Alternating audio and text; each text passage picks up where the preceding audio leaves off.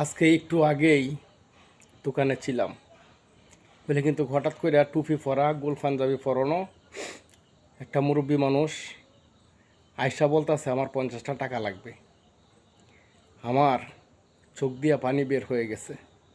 আমি ওনাকে বললাম, আপনার অতীতের কষ্ট আমি জিজ্ঞাসা করব না, আপনি আসছেন অনেক কষ্ট করে এই শীতের রাত। আমি তাকে কিছু দিয়ে দিলাম বলে কিন্তু পৃথিবীতে অসহায় কোন মানুষটা জানেন?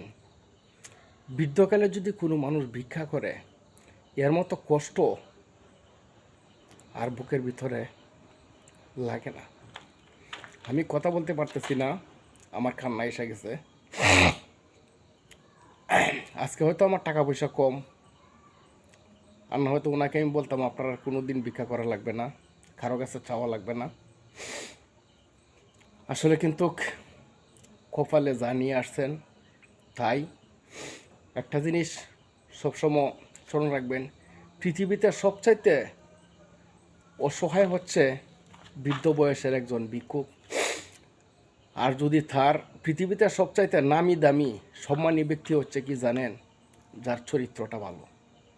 আজকে ওনার বাসাটা শুনে আমার চোখে পানি এসে গেছে। আমি কারো কাছে বলতে পারি নাই, তবে কোনোদিন ভিক্ষুককে কেউ ফিরিয়ে দিবেন না।